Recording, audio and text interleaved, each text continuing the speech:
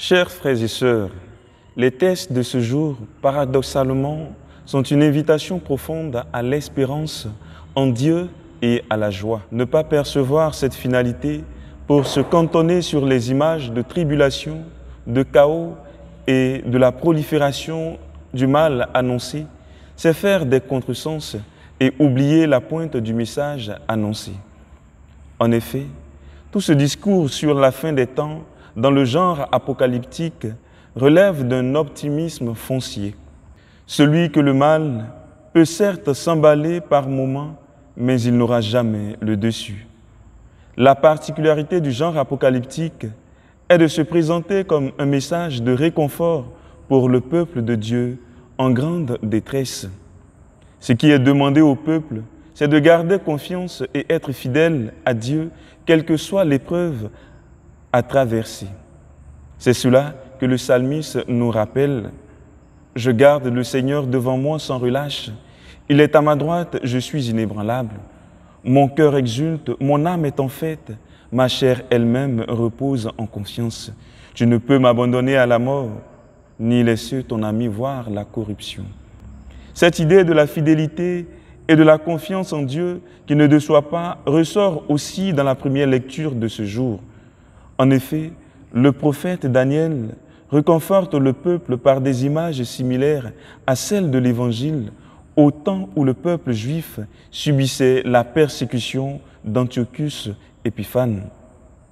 Il rappelle au peuple qu'au-delà de la tribulation, de la détresse, même de la mort et de la corruption du tombeau, il y a pour les fidèles la délivrance, une éternité de vie et de joie auprès de Dieu.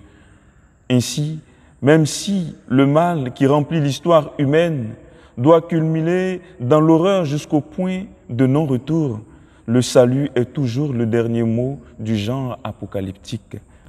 Le discours de Jésus sur l'eschaton, les fins dernières, dans l'Évangile en est une belle illustration.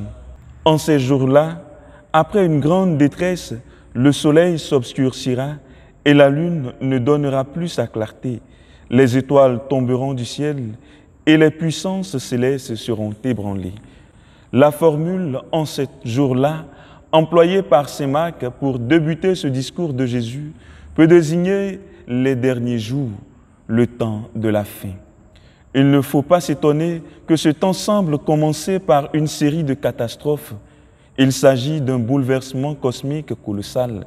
Le soleil et la lune s'éteignent.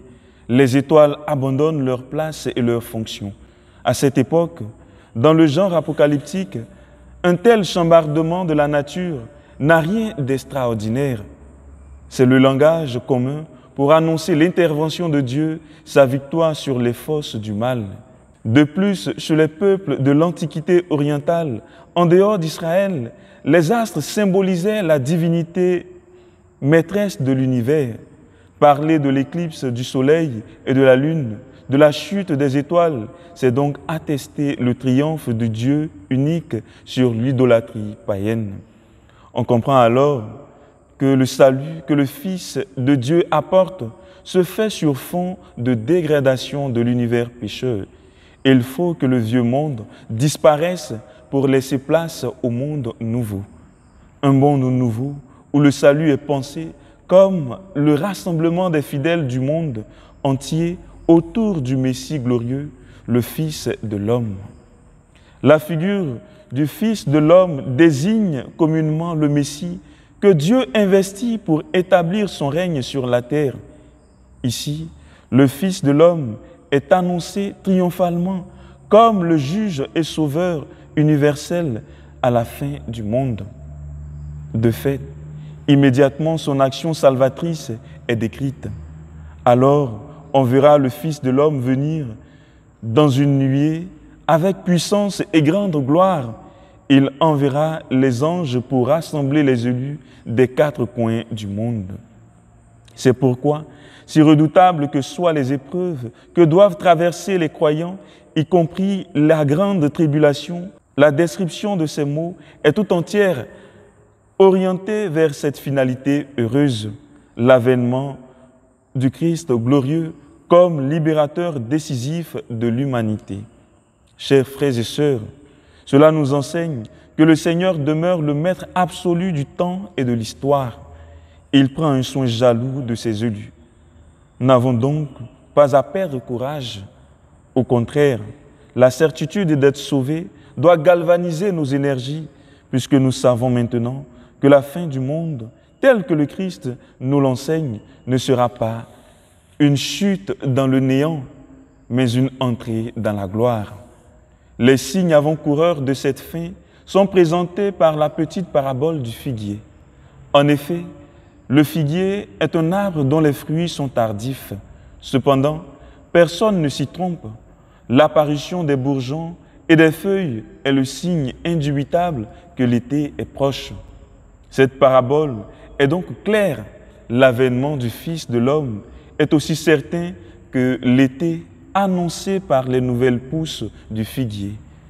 Mais le jour et l'heure sont un secret que le Père seul connaît. Pourquoi cela? Nous pouvons dire que le Père n'a pas encore exprimé cette pensée au nom de sa patience infinie et de sa bonté sans limite envers le genre humain. Mais la seule chose qui importe vraiment de savoir est que le retour du Christ aura lieu et qu'il faut s'y préparer, sous peine de se retrouver irrémédiablement exclus du royaume de Dieu. Nous avons à être des guetteurs dont la vigilance est maintenue par la fidélité à notre Dieu. Que cette Eucharistie de ce jour renouvelle notre espérance et nous prépare à la rencontre décisive avec notre Dieu. Amen.